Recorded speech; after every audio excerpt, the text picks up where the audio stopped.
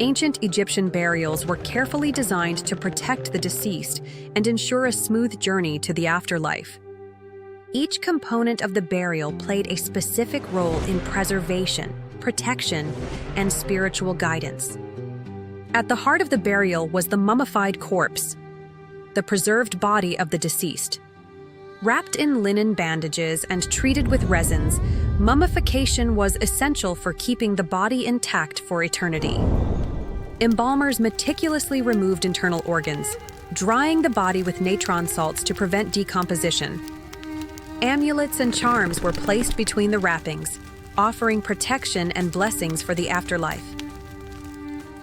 Encasing the mummy were the bandages and funerary mask, an additional layer that sometimes included a painted or gilded face resembling the deceased. This layer was essential for both physical preservation and spiritual recognition. Once embalmers wrapped the body tightly, inscriptions and protective spells were added to guard the soul and ensure its safe passage to the afterlife. In some periods, particularly during the Roman era in Egypt, mummification also included the use of mummy portraits. These were realistic painted depictions of the deceased, created on wooden panels and placed over the face of the wrapped mummy. Unlike traditional funerary masks, these portraits captured individual features with remarkable detail, blending Egyptian burial customs with Greco-Roman artistic influence.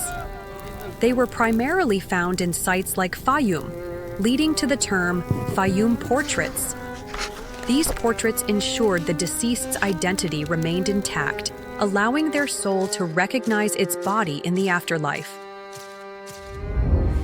Some burials contained multiple coffins, depending on the period and the status of the deceased.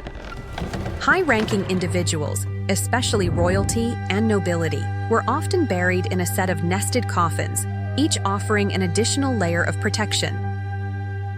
The inner coffin, the first actual wooden coffin, enclosed the mummy and was usually made of wood or cartonnage. It was richly decorated with inscriptions, religious texts, and symbolic artwork reinforcing beliefs in resurrection. Some were shaped to resemble the deceased, allowing their soul to recognize its body in the afterlife. Enclosing the inner coffin was the outer coffin, the largest wooden coffin, often adorned with hieroglyphs, divine imagery, and protective spells. Pharaohs and high-ranking officials sometimes had these outer coffins covered in gold leaf, signifying their royal and divine status. The inscriptions and religious symbols were meant to aid the deceased on their journey through the underworld, ensuring safe passage to the afterlife. All of these wooden coffins were then placed inside a stone sarcophagus, which was sealed with a heavy lid. This massive stone cover protected the burial from tomb robbers, environmental damage, spiritual threats, and physical decay. Many lids were inscribed with prayers, spells, and the name of the deceased to ensure their identity remained intact in the afterlife. Some featured elaborate carvings of protective deities meant to watch over the body inside. Many sarcophagi were engraved with images of Nut, the sky goddess, symbolizing her embrace as the deceased transitioned into the afterlife. The base of the sarcophagus served as the final resting place, often carved with protective spells and religious imagery. Some even contained small compartments for funerary goods or inscriptions explaining the journey to the next world. Alongside the mummified body, the Egyptians carefully preserved internal organs, believing they were essential for existence in the afterlife. These organs were stored in canopic jars, 4 intricately designed containers used to hold the embalmed stomach, intestines, lungs, and liver.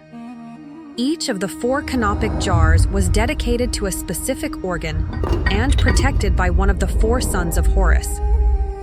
The Imseti jar, with a human-shaped lid, held the liver and was under the protection of the goddess Isis. The liver was important because it was believed to filter impurities from the body. The Happy jar, which had a baboon-shaped lid, contained the lungs and was guarded by the goddess Nephthys. The lungs were preserved to maintain the breath of life in the afterlife. The Duamutef jar, topped with a jackal-shaped lid, stored the stomach and was under the protection of the goddess Neith. The stomach was crucial for digestion and sustenance in the next world. The Kebesenuef jar, with a falcon-shaped lid, held the intestines and was watched over by the goddess Serket, ensuring the organ's preservation for the afterlife. To keep these jars safe, they were housed in a canopic chest, a decorated wooden or stone container placed near the sarcophagus. This chest symbolized the unity of the body and spirit, reinforcing the idea that the deceased remained whole even in death. Some chests were elaborately painted with divine imagery and protective spells, ensuring the organs remained preserved and the spirit undisturbed. Among the preserved organs, the heart was considered the most important, as the Egyptians believed it was the seat of intelligence, emotions, and morality. It was thought to be necessary for judgment in the afterlife, where it would be weighed against the feather of Ma'at to determine the deceased's fate. The brain, however, was considered useless and was usually removed through the nose using a hooked tool before being discarded. The ancient Egyptians believed thoughts and consciousness originated from the heart rather than the brain, which explains why it was not preserved like the other organs. The heart, unlike these organs, was often left inside the body, as it was essential for the final judgment before Osiris. If the heart was missing or damaged during mummification, embalmers placed a beetle-shaped amulet known as a heart scarab. This amulet was placed inside the body as a replacement or within the tomb. Inscribed with spell 30 from the Book of the Dead, it was meant to help the deceased pass the test of the afterlife, where their heart was weighed. Every component of the burial had a role to play. Nothing was left to chance in the preparation for eternity. From the mummified corpse to the intricately nested coffins, the protective stone sarcophagus, and the sacred canopic jars, all these elements worked together to ensure the deceased's safe passage into the afterlife. But protection did not end with the burial itself. These remains were housed in pyramids, tombs, and underground chambers, depending on the status and period of the deceased. Pharaohs and high-ranking officials were laid to rest in grand tombs within the Valley of the Kings or within pyramids, while nobles and officials were buried in rock-cut tombs, adorned with elaborate carvings and religious inscriptions. These final resting places were heavily guarded, sealed with massive stone blocks, concealed entrances, and protective curses meant to deter intruders. Priests performed rituals to maintain the tomb's sacredness, while statues, amulets, and divine texts ensured ongoing protection. The Egyptians believed that as long as the tomb remained intact, the deceased's journey through eternity would continue undisturbed. The afterlife was the ultimate goal of every Egyptian burial, a realm known as Aru, or the field of reeds, where the soul would live in peace, surrounded by lush fields, flowing rivers, and an abundance of food.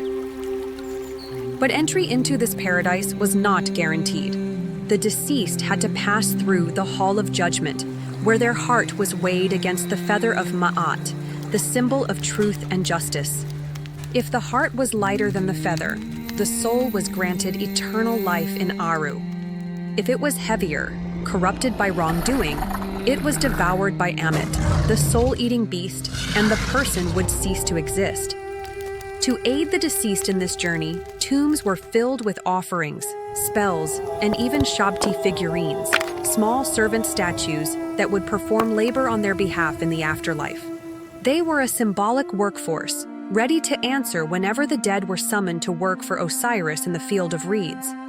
Every element of the burial was designed to prepare the deceased for this final test, ensuring their transition from the mortal world to eternal existence among the gods in the paradise of Aru.